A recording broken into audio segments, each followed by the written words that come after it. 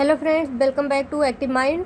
तो फ्रेंड्स, पिछली वीडियो में हमने राष्ट्रपति के बारे में पढ़ा। तो हमने वहाँ पे देखा कि आर्टिकल 52 में ये बताया गया कि भारत के राष्ट्रपति के बारे में, और आर्टिकल 53 में उनके कार्यकारी शक्तियों के बारे में बताया गया। आर्टिकल 54 में राष्ट्रपति के चुनाव से रिलेटेड बातें बताई गई हैं, और आर्टिकल 55 में बताया गया कि चुनाव के माइनर्स क्या होंगे।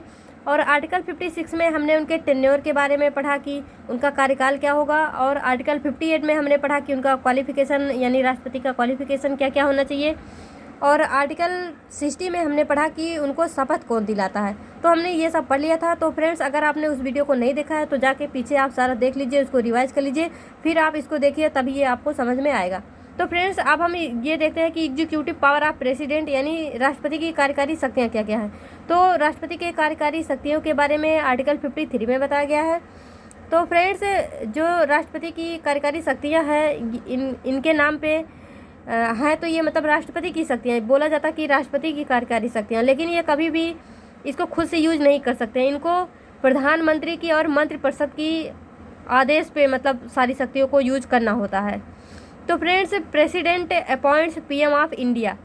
तो जो हमारे राष्ट्रपति होते हैं वो पीएम को अपॉइंट करते हैं, यानी ये ही प्रधानमंत्री की नियुक्ति करते हैं, और प्रधानमंत्री के ही एडवाइस पे यानी इनके ही आदेश पे वो और किनकी मतलब अपॉइंट करते हैं, किसका। तो ये काउंसिल ऑफ मिनिस्टर यानी जो मंत्रिमंडल होते हैं उसका अपॉइंटमेंट करते हैं। गवर्नर ऑफ स्टेट यानी राज्यपाल का अपॉइंटमेंट करते हैं।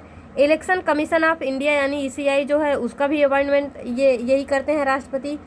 लेकिन ये फ्रेंड्स, ये हमेशा जो है इन सब की नियुक्ति ये प्रधानमंत्री के आदेश पर ही करते हैं। और chairman and member of finance commission of India यानी जो वित्तीय विवरण है, वित्तीय आयोग है, उसके भी मेंबर और अध्यक्ष जो है राष्ट्रपति उसका चुनाव करते हैं। Chairman and member of UPSC यानी यूपीएससी जो अधिकारियों की नियुक्ति करता है उसके मेंबर और उसके जो अध्यक्ष है उसका भी अपॉइंटमेंट राष्ट्रपति करते हैं। अटॉर्नी जनरल ऑफ इंडिया यानी जो केंद्र सरकार के सबसे बड़े वकील होते हैं उनका भी अपॉइंटमेंट राष्ट्रपति ही करते हैं। सीएजी यानी जो controller and attorney general of India जो हैं उनका भी अपॉइंटमेंट राष्ट्रपति ही करते हैं। तो फ्रेंड्स, यहाँ पे एक बात ध्यान देने योग्य ये है कि जो भी हमारा जैसे अलग अलग स्टेट है, अलग अलग स्टेट जो हैं, जैसे मान लो महाराष्ट्र हो गया, तो वहाँ के जो मुख्यमंत्री होते हैं उनका अपॉइंटमेंट जो है वो किया जाता है वहाँ के राज्यपाल के द्वारा।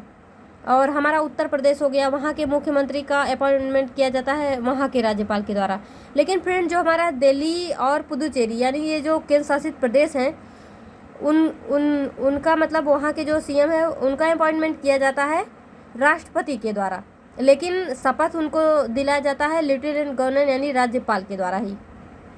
और फ्रेंड्स, जो भी हमारे दिल्ली और पुदुचेरी के अलावा जो केंद्र शासित प्रदेश हैं वहाँ पे तो कोई ऐसा वो मतलब मुख्यमंत्री होते नहीं हैं। तो वहाँ पे क्या होता है, यही जो है प्रशासन करते हैं हमारे राष्ट्रपति, यानी वहाँ का देख रेख हमारे राष्ट्रपति के द्वारा ही किया जाता है। और president can appoint inter state council. अब ये इंटर स्टेट काउंसिल क्या है इसके बारे में आर्टिकल 263 में यानी 263 में बताया गया है, इसको हम बाद में पढ़ेंगे। फ्रेंड्स, इसका अपॉइंटमेंट तो राष्ट्रपति करते हैं, लेकिन इसकी अध्यक्षता किन के द्वारा की जाती है, प्रधानमंत्री के द्वारा, यानी जो इंटर स्टेट काउंसिल के अध्यक्ष होते हैं वो प्रधानमंत्री होते हैं ये। और फ्रेंड्स, जैसे कोई भी एरिया उसको अगर शेड्यूल्ड एरिया घोषित करना हुआ तो इसका पावर भी हमारे राष्ट्रपति के हाथ में होता है। यानी शेड्यूल्ड एरिया क्या होता है, ये जैसे जहाँ पे आदिवासी लोग ऐसे कुछ लोग रहते हैं, तो फ्रेंड्स इसको घोषित क्यों किया जाता है, क्योंकि इसमें कुछ विशेष अधिकार उसको उन लोगों को दिए जाते हैं, मतलब इनके लिए कुछ अलग से रूल बनाना पड़ता है आदिवासियों के लिए। तो फ्रेंड्स, अब हम देखते हैं ये लेजिस्लेटिव पावर ऑफ प्रेसिडेंट यानी विधायी शक्ति। अब विधायी शक्ति का क्या मतलब है, मान लो जब भी हमारा सदन जो है पार्लियामेंट सत्र में नहीं है, यानी वो अभी वर्किंग में नहीं है, तो अगर बाय चांस कोई रूल बनाने की आवश्यकता पड़ी तो क्या हम ये सोचेंगे कि जब सदन आएगा तो रूल बनाएगा फिर ये काम निपटाया जाएगा? नहीं, ऐसा नहीं होता है। जब भी कोई इमरजेंसी आती है, किसी रूल की आवश्यकता पड़ती है, तो उसको प्रेसिडेंट द्वारा बनाया जाता है, जिसको हम बोलते हैं ऑर्डिनेंस यानी अध्यादेश। अब ये अध्यादेश क्या होता है, एक टेम्प्रोरी लॉ यानी एक ऐसे ही कानून आनन फानन में बनाना पड़ता है राष्ट्रपति को। और कंडीशन क्या है ऑर्डिनेंस का, यानी वही जब सदन सत्र में नहीं है। लाइफ ऑफ ऑर्डिनेंस क्या है, 6 मंथ, यानी 6 माह में कम से कम एक सत्र होना चाहिए। यानी मान लो राष्ट्रपति ने कोई इमरजेंसी आ गई, राष्ट्रपति रूल बना दिए, लेकिन उस रूल को 6 माह के यानी 6 मंथ के अंदर अंदर उसको पास होना चाहिए। उसको मतलब ऐसा नहीं कि बना दिए बस हो गया, उसको मतलब उसको पास करवाना पड़ता है, उसमें लिखित ऐसा कुछ होता है। अगले सत्र में अध्यादेश के तहत विषय 6 सप्ताह में पास होना चाहिए, वही जो मैंने अभी बताया, अन्यथा अध्यादेश समाप्त हो जाएगा, अदरवाइज इसको समाप्त हो जाएगा। तो फ्रेंड्स, अगर मान लो बाई चांस राष्ट्रपति जब रूल बना दिए तो अगर उनके दिमाग में आया, ओ तेरी मैंने तो यहाँ रूल में ये गड़बड़ कर दी, तो क्या कर सकते हैं वो उस अध्यादेश को यानी जो टेम्प्रोरी लॉ है उसको वापस ले सकते हैं। ठीक है फ्रेंड्स, तो अब हम यहाँ पे देखते हैं वित्तीय शक्ति यानी फाइनेंशियल पावर ऑफ प्रेसिडेंट क्या है। तो फ्रेंड्स, धन विधेयक यानी मनी बिल को संसद में उनकी पूर्वानुमति के बाद ही पेश किया जा सकता है। यानी जो हमारा मनी बिल होता है, धन विधेयक होता है, उसको डायरेक्टली हम संसद में यानी पार्लियामेंट में पेश नहीं कर सकते हो, उसके लिए हमको राष्ट्रपति की अनुमति लेनी पड़ती है। तो संसद से पहले केवल राष्ट्रपति वार्षिक वित्तीय विवरण देख सकते हैं। अब इसका क्या मतलब है, वार्षिक वित्तीय विवरण क्या होता है, बजट यानी, लेकिन हम इसको कॉन्स्टिट्यूशन में डायरेक्टली बजट नहीं बोलते, इसके लिए हम टर्म यूज करते हैं वार्षिक वित्तीय विवरण, एनुअल फाइनेंशियल स्टेटमेंट, जो कि केवल राष्ट्रपति ही देख सकते हैं। यहाँ तक कि फ्रेंड्स, जो हमारे बजट बनाते हैं उनको भी कम से कम 2-3 महीने के लिए उनको एक कमरे में बंद करके रखा जाता है। उनके पास ना कोई मोबाइल होता है, ना उनको परिवार से बात करने दिया जाता है, उनको मतलब बंद करके रखना होता है, क्योंकि ये जो बजट होता है अगर ये किसी को पता चल जाए तो वो मतलब इसमें कुछ कालाबाजारी कर सकते हैं, इसीलिए। तो फ्रेंड्स, आर्टिकल 280 जो है उसमें राष्ट्रपति प्रत्येक 5 वर्ष के बाद या आवश्यक ऐसी अवधि के बाद भारत के वित्त आयोग का गठन कर सकते हैं, यानी वित्त आयोग का गठन भी हमारे राष्ट्रपति के द्वारा किया जाता है। तो फ्रेंड्स, अब हम पढ़ते हैं मिलिट्री पावर ऑफ प्रेसिडेंट क्या है। जैसे जो भी हमारे सेनापति होते हैं, थल सेना, नौसेना, वायुसेना, उन सबकी नियुक्ति ही प्रधानमंत्री प्रेसिडेंट यानी राष्ट्रपति ही करते हैं। और जो भी हमारे जितने भी सशस्त्र बल हैं उनके सेनापति होते हैं हमारे राष्ट्रपति। अब ये टेकन फ्रॉम यूएसए का क्या मतलब, यानी यूएसए में भी यही सिस्टम है, वहाँ के राष्ट्रपति ही थल सेना, नौसेना, वायुसेना की नियुक्ति करते हैं और उसके सेनापति होते हैं। लेने का यही मतलब होता है कि जैसे वहाँ पे होता है वैसे यहाँ भी होता है, यानी ये कॉन्सेप्ट यूएसए से लिया गया है। और किसी भी क्षेत्र में युद्ध और शांति की घोषणा राष्ट्रपति ही करते हैं। और इमरजेंसी पावर क्या है, जैसे मान लो फ्रेंड्स कोई इमरजेंसी आ गई तो ये पावर भी हमारे राष्ट्रपति के हाथ में होता है। और इसका कॉन्सेप्ट कहाँ से लिया गया है, government of India act 1935, imposed by president and continue after prior approval of parliament.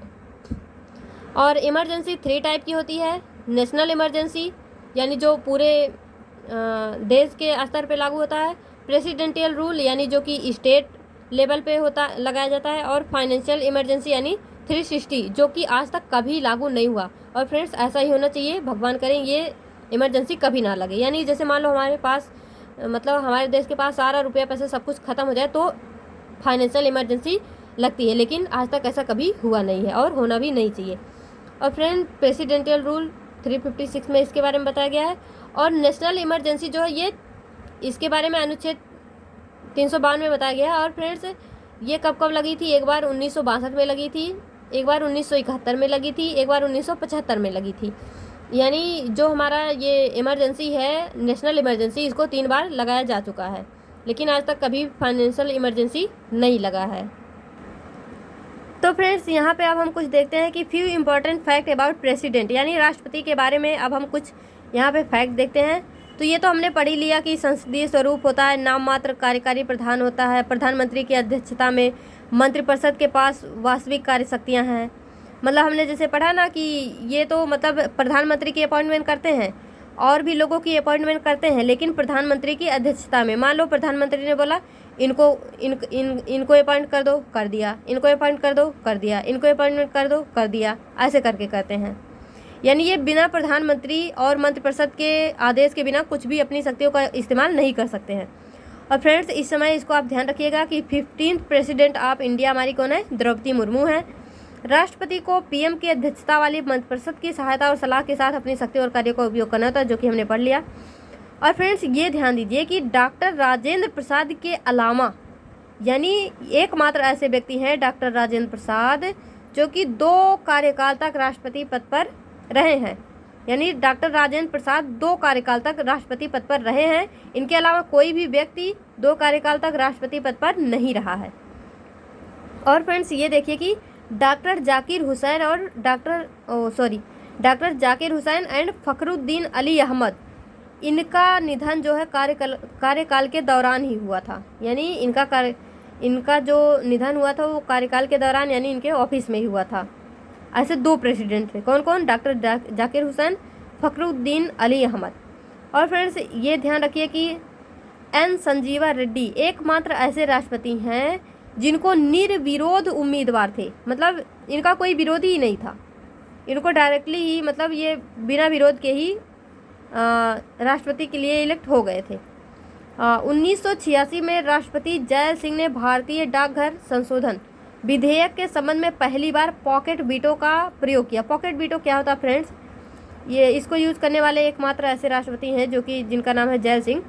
Pocket veto ये होता है कि जैसे मान लो कोई भी काम जैसे हमने राष्ट्रपति को दिया, फिर वो क्या बोलेंगे? ठीक है कर देंगे, ठीक है कर देंगे, लेकिन वो करते नहीं है, उस काम को लटकाए रहते हैं, उसको मतलब करते नहीं, बस यही बोलेंगे कर देंगे ऐसे करके। तो वही होता है पॉकेट वीटो। इसका इस्तेमाल राष्ट्रपति कर सकते हैं, लेकिन आज तक केवल राष्ट्रपति जय सिंह ने ही इसका इस्तेमाल किया है। वो भी किसके संबंध में? भारतीय डाकघर संशोधन विधेयक के संबंध में किए थे। और फ्रेंड्स ये क्वेश्चन देख लीजिए कि किसी भी समय लोकसभा भंग करने के लिए कौन अधिकृत है? राष्ट्रपति। यानी राष्ट्रपति जब चाहे तब लोकसभा को भंग कर सकते हैं। संसद का संयुक्त जटन क्या होता है? जैसे जॉइंट सेशन क्या होता है? किसके आदेश पर किया जाता है? राष्ट्रपति के आदेश पर। यानी जॉइंट सेशन क्या होता है? जैसे अब राज्यसभा और लोकसभा के बीच में कुछ लड़ाई झगड़े हो गए, तो उनको बुलाने का, उनको समझाने का काम कौन करेंगे? राष्ट्रपति करेंगे। राष्ट्रपति पर संसद के किस सदन द्वारा महाभियोग लगाया जाता है? By either house of parliament, यानी या तो लोकसभा द्वारा या तो राज्यसभा द्वारा। तो फ्रेंड्स अगर आपको वीडियो पसंद आया हो तो आप कमेंट सेक्शन में बता देना, और कुछ कमी लगे तो उसको भी बता देना। तो फ्रेंड्स मिलते हैं अपने नेक्स्ट वीडियो में, तब तक के लिए all the best, be happy, be positive.